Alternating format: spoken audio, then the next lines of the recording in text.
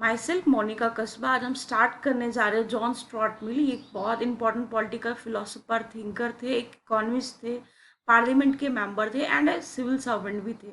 ये classical liberalism के काफ़ी इन्फ्लुएंस किया था। क्लासिकल लिबरलिज्म एक्चुअली क्या था?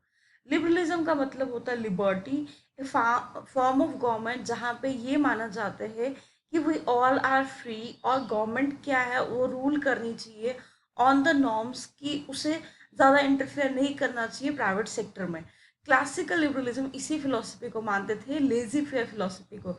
लेजी फेयर का मतलब होता है लीव मी एलोन, मार्केट खुद से ही काम करेगी और खुद से ही चीज़ें बैलेंस करेगी। उनकी लाइफ में सबसे ज़्यादा इन्फ्लुएंस था उनके फादर का, जेम्स मिल का, और उनके फादर के फ्रेंड का, जेम्स बेंथम का। उनकी जो इनिशियल स्टडीज़ हुई थी वो घर में ही हुई थी। उनका जो करिकुलम था ये इन दोनों लोगों ने ही फ्रेम किया था।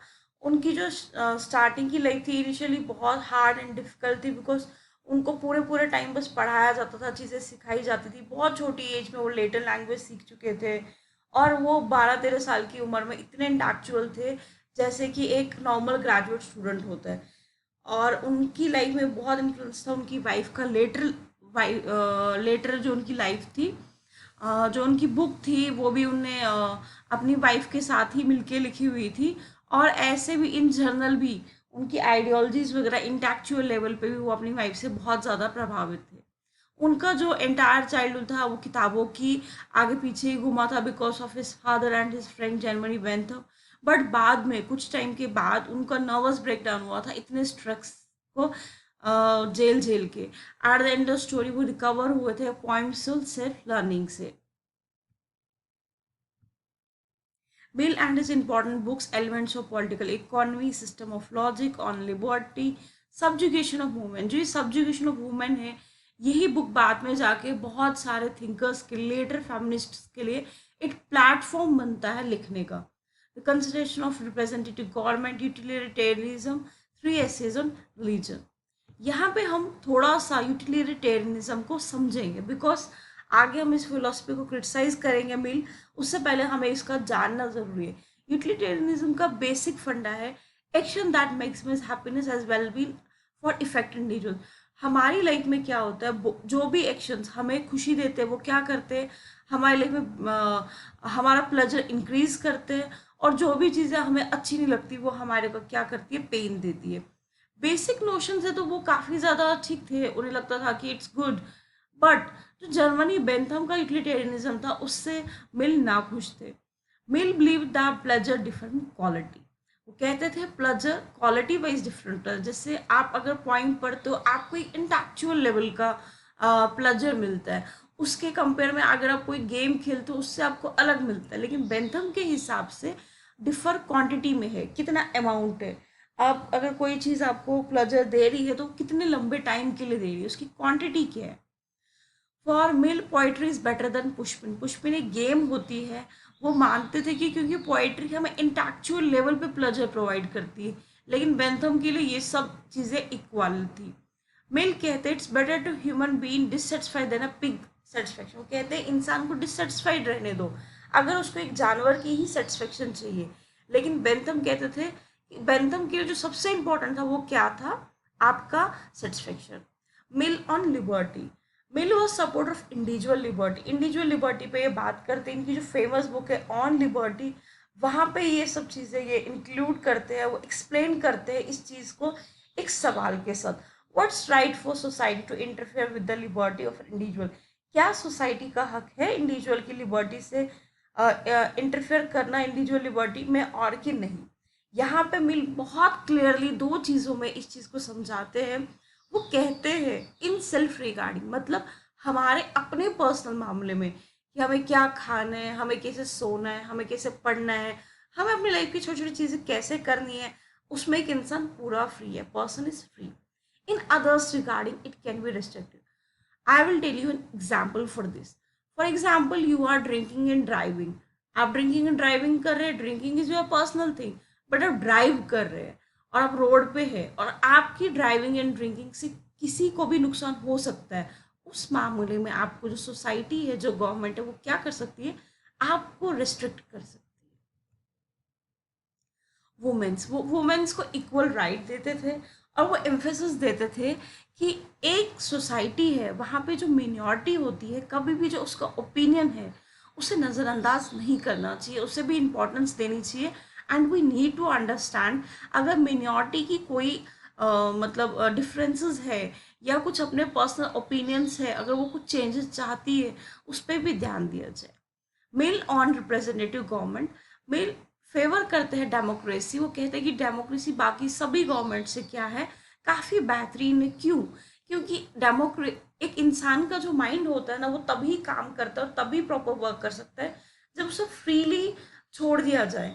और डेमोक्रेटिक फॉर्म गवर्नमेंट में क्या होता है, एक इंसान के माइंड को प्रॉपर फ्रीडम मिलता है और वो अपने हिसाब से काम कर सकता है, वो अपने हिसाब से सोच सकता है और चीज़ों को अपने हिसाब से मोल्ड कर सकता है। मिल एडवोकेटेड डेमोक्रेसी फॉर दो सोसाइटीज। जस्ट रिमेंबर हियर, मिल कहते हैं डेमोक्रेसी सिर्फ उन्हीं सोसाइटीज के लिए बेटर है जो एजुकेटेड है, रैशनल है, नोबल है, वर्चुअस है। वर्चुअस का मतलब होता है जिसमें गुण है।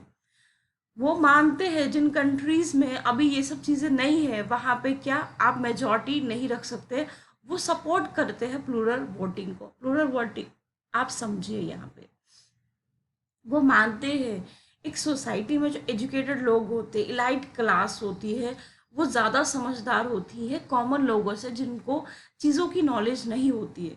वो मानते हैं कि जो इलाइट क्लासेस है या एजुकेटेड क्लास, इलाइट मतलब कुछ लोग जो ज़्यादा इन्फ्लुएंशियल है, उनके पास डबल वोट का राइट होना चाहिए। जैसे फॉर एग्जांपल कॉमन लोगों के पास एक एक वोट होना चाहिए, लेकिन जो ये लोग हैं इनके पास दो दो।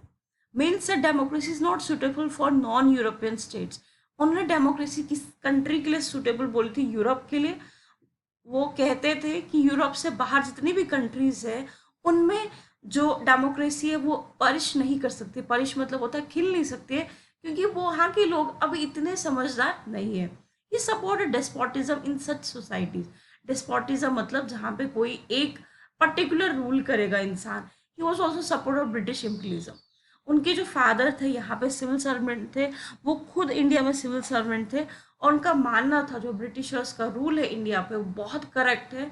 उनके हिसाब से ब्रिटिश इम्पीरियलिज्म, इम्पीरियलिज्म का मतलब क्या होता है? पहले होता है कॉलोनिज्म, मीन्स कोई भी पावरफुल कंट्रीज छोटी छोटी कॉलोनीज बनाती है बाहर की कंट्रीज में अपना रॉ मटेरियल कलेक्ट करने के लिए। इम्पीरियलिज्म हायर स्टेज होती है कॉलोनिज्म की। मतलब ये तब पीक पे आ जाता है जहाँ पे उसकी गवर्नमेंट के फंक्शंस, रेगुलेटरीज, इंटरनल मैटर्स में भी जो बाहर की कंट्री वो इन्फ्लुएंस करना स्टार्ट कर देती है। क्लासिक एग्जाम्पल हमारे यहाँ अपना इंडिया में है। जब ब्रिटिशर्स स्टार्टिंग में आए थे उन्होंने थोड़ा थोड़ा कॉलोनीज पे ध्यान दिया, एंड पे आते आते वो हमारी गवर्नमेंट रन करवाना स्टार्ट हो गए। तो जो मिल थे वो इस चीज़ को सही मानते थे। Mill on Women. Mill's subjugation of women is considered to be the one of earliest treaties of feminism. ये एक प्लेटफॉर्म तैयार करता है फेमिनिज्म के लिए, because he regarded women's equal. वो मानते हैं कि वुमेन्स का राइट होना चाहिए, राइट टू वोट होना चाहिए, राइट टू इक्वल प्रॉपर्टी होना चाहिए, राइट टू गेट डाइवोर्स्ड होना चाहिए। जब भी उनको लगे कि जिस इंसान के साथ वो रह रहे वो सही नहीं है, उनके पास पूरा अधिकार होना चाहिए उस इंसान से डाइवोर्स लेने का। बहुत इन्फ्लुएंस थे वो अपनी वाइफ से और फ्यूचर, जैसे मैरी वॉल्सक्रॉफ्ट थी, इन सब थिंकर्स को ने काफ़ी प्रभावित किया था। No one can be great thinker who does not recognise that as a thinker it is his first duty to follow his intellectual to whatever conclusion it may lead. उनका मानना था कि कोई भी इतना महान इंटेलेक्चुअल इंसान तब तक नहीं हो सकता है जब तक वो खुद को ना समझे और अपने इनर कॉन्शियसनेस को ना समझे। जब वो अपने इनर कॉन्शियसनेस को कंसिडर करेगा तभी जाके वो एक बेटर राइटर बनेगा। So let's do a quick revision.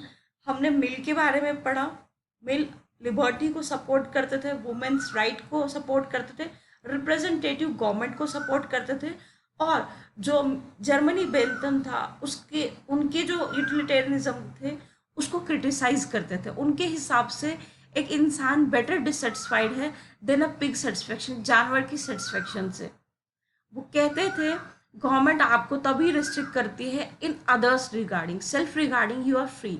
Self regarding means आपके अपने पर्सनल काम में आप फ्री है, लेकिन अगर आपके पर्सनल काम से सोसाइटी को हार्म हो सकता है, society have complete right to restrict you.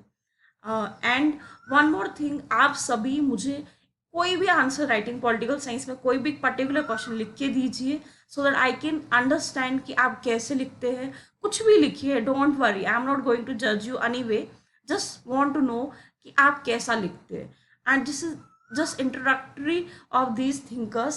I will come with a brief introduction. Briefly हम इन चीज़ों को समझेंगे, और ये थिंकर्स एक सिंगल वीडियो में समझना, ये मैं आपको जस्ट एक आउटलाइन या आप ब्रीफ इंट्रो दे रही हूँ, जस्ट कि आपको थोड़ा सा बेसिक्स की नॉलेज हो। One more thing I want to add, आप बेशक यूपीएससी के लिए पढ़ रहे हैं, यूजीसी नेट के लिए पढ़ रहे हैं, you have to remember one thing, जो आपके थिंकर्स है इतने ही नहीं होते हैं, आपको लगभग सभी थिंकर्स की नॉलेज चाहिए। क्योंकि जब आप पॉलिटिकल थ्योरी पढ़ते हैं, वहाँ पॉलिटिकल थ्योरी आप तभी समझ सकते हैं जब आपको थिंकर्स की नॉलेज हो। इंटरनेशनल रिलेशंस में सेम फिनोमिना है, यही थिंकर्स इंटरनेशनल रिलेशंस में भी आएंगे, कंपैरेटिव पॉलिटिक्स में भी आएंगे, एंड पॉलिटिकल थ्योरी में भी आएंगे। So try to understand them more clearly. और आप सीक्वेंस में थोड़ा जाइए, जैसे आप स्टार्टिंग में आइडियलिस्ट, जैसे आपके प्लाटो, एरिस्टोटल है, फिर आप कंट्रैक्चुअलिस्ट, आपके हॉबस, लॉक वाले थिंकर मैकेलेवी है, रूसो है, उसके बाद यूटिलिटेरियनिज्म आपके जेम्स मिल है, बेंथम है, उसके बाद लिबरल थिंकर्स के बारे में पढ़िए। एक अपना प्लेटफॉर्म सेट कीजिए, ऑर्गेनाइज वे में अपनी स्टडीज़ को कीजिए। और मेरे से कोई भी हेल्प होएगी, मेरे से आपको कुछ भी पूछना है, फील फ्री टू आस्क, आप कमेंट बॉक्स में लिख सकते हो, एंड मुझे एक आंसर ज़रूर लिख के दीजिए, so that I can understand. And don't worry, अपनी एक आदत डालिए, बिकॉज आप कितने भी आंसर्स रट लेंगे, at the end of story exam में बैठ के आपका माइंड ज़्यादा उसी चीज़ पे ध्यान देगा जो आपने खुद से प्रैक्टिस की है और चीज़ें खुद से करना सीखा है। डे बाई डे कोई भी एक पर्टिकुलर सवाल किसी भी सब्जेक्ट का लिखना स्टार्ट कीजिए अपने वर्ड्स में, ये आपकी अपनी इंटेलेक्चुअल पावर्स को इनोवेट करेगा, साइंटिफिकली आपको और हेल्प करेगा। So bye bye, take care, stay blessed.